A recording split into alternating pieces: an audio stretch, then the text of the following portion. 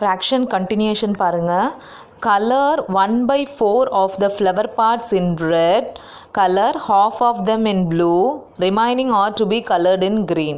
So இங்கே total number of flower parts எத்தனை இருக்குன்னா 16 flower parts இருக்கு. Okay, இதை first என்ன செய்றாங்க 1/4 of the flower parts red. So 1/4 னா what is the meaning 1/4? இந்த 16ல 1/4ன்றது என்ன மீனிங்னா 16 into 1/4. This is the meaning. Okay, so 16ல 1/4 அப்படின்னு பார்த்தோம்னா 1/4 is 4, 4 4s are 16. ஸோ 4 தான். ஸோ இந்த 4ல் என்ன கலர் பண்ணணும் ரெட் கலர். ஸோ 4 வந்து ரெட் கலர் பண்ணணும். இந்த ஃப்ளவர் பார்ட்ஸில் 4 வந்து ரெட் கலர் இருக்கணும். ஓகே, தென் நெக்ஸ்ட்டு வந்து எழுதி வச்சுக்குவோம் 4 வந்து ரெட் கலர். தென் நெக்ஸ்ட் என்ன question colour half of them in blue. So 16 total number of parts இருக்குது. ஹாஃப்னா எப்படி எழுதுவீங்க 1/2ன்னு எழுதுவீங்களா. So 1 2 is 2, 8 2s are 16.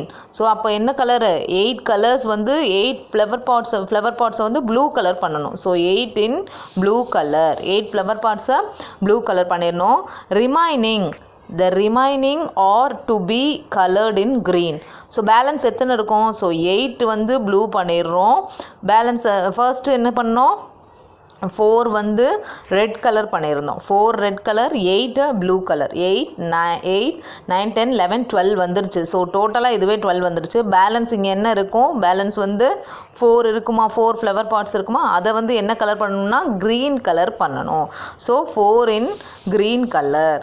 Understand. So 8 இப்போ ஆட் பண்ணி பாருங்கள் 16 வருதா பார்க்கலாமா. 8 + 4 12, 12 + 4 16. கரெக்டு. ஸோ இப்போது கலர் பண்ண போகிறீங்க. 8 ஃபர்ஸ்ட் வந்தது 4 red colour. So red colour நான் எடுத்து மேம் கலர் பண்ண போகிறேன். So 4 red colour. Then next வேறு என்ன கலர் சொல்லியிருந்தாங்க ப்ளூ கலர். 8 ப்ளூ கலர் சொல்லியிருந்தோமா. So 8 blue colour. 1 2 3 4 5 6 7 8 blue colour. Then remaining என்ன கலர் கொடுத்து சொல்லியிருந்தாங்க க்ரீன் கலர். ஸோ ரிமைனிங் 4 வந்து க்ரீன் கலர் அப்படின்னு சொல்லி க்ரீன் பண்ணியாச்சு. ஸோ இப்போ கொஸ்டின் பார்க்கலாமா. How many flower parts R red colour. So எத்தனை ஃப்ளவர் பார்ட் ரெட் கலரில் இருக்குது 4 ஃப்ளவர் பார்ட்ஸ் ரெட் கலரில் இருக்குது. ஸோ 4 ஃப்ளவர் பார்ட்ஸ் ரெட் கலரில் இருக்குது. எத்தனை total number of flower parts இருக்குது 16. ஸோ ஃபஸ்ட்டு கொஸ்டினோட answer 4/16. Okay, then how many flower parts are blue.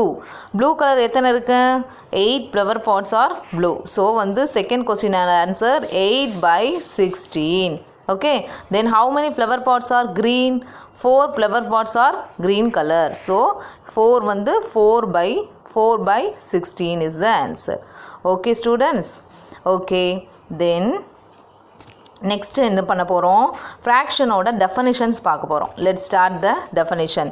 Fraction is a number representing part of a whole. So fraction is a number. ஃப்ராக்ஷன்னா என்னது அது ஒரு number.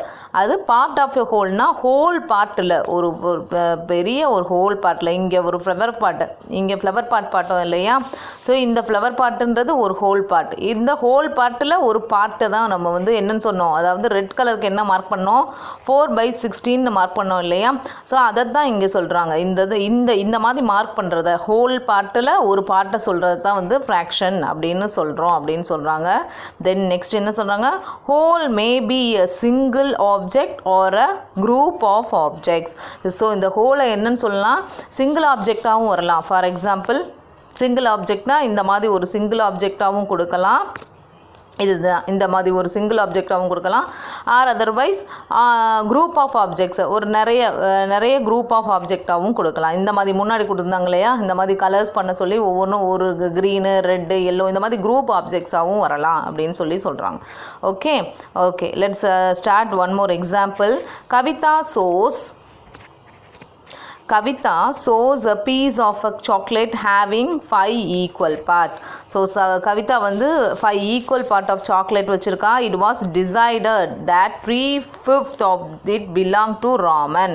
அவள் ராமனுக்கு எவ்வளோ கொடுக்க போகிறா 3/5. 3/5னா என்ன meaning this is the meaning 3/5னா 3/5 அப்படின்ற meaning. Okay, belong to Raman. This can be represent in the fraction 3/5. அதை எப்படி எழுதலாம்னா 3/5 அப்படின்னு எழுதலாம். Okay. Okay. Then fraction is written as. இப்போ தான் வந்து ஃப்ராக்ஷனை எப்படி எழுதலான்றதை சொன்னேன். இப்போ ஃப்ராக்ஷனில் நியூமரேட்டர் மேலே இருக்க நம்பர் கீழே இருக்க நம்பர் 3/5. இதில் மேலே இருக்க நம்பரை நம்ம என்னன்னு சொல்லுவோம்னா நியூமரேட்டர் நம்பர்னு சொல்லுவோம், கீழே இருக்க நம்பரை டினாமினேட்டர் நம்பர்னு சொல்லுவோம். அதை தான் இங்கே நியூமரேட்டர் டினாமினேட்டர் அப்படின்னு எழுதியிருக்காங்க. இந்த fraction 3/5, 3 is a numerator and 5 is a denominator. Okay students, what does 5 stands? இந்த 5ன்றது என்ன? It is the number of equal part into which the whole has been divided.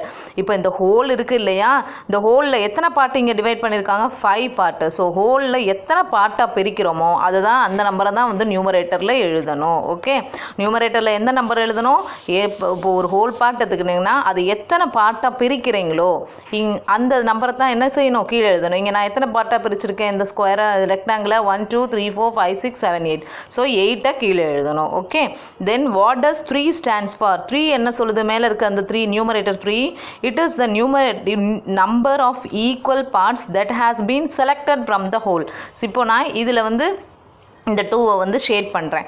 So அப்போ நான் எவ்வளோ ஷேட் பண்ணியிருக்கேன்? இந்த 2வை ஷேட் பண்ணியிருக்கேன். ஸோ 2/8 தான் இந்த ரெக்டாங்கிளோட ஆன்சர். ஓகே, ஸோ அதை தான் இங்கேயும் சொல்கிறாங்க. 3 ஸ்டாண்ட்ஸ் ஃபார்னா இந்த 3 வந்து என்ன ரெப்ரசன்ட் பண்ணுதா? நம்ம என்ன செலக்ட் பண்ணுறோமோ அந்த பாட்டு தான் மேலே எழுதணும், நியூமரேட்டரில் எழுதணும் அப்படின்னு சொல்கிறாங்க. Okay students, thank you.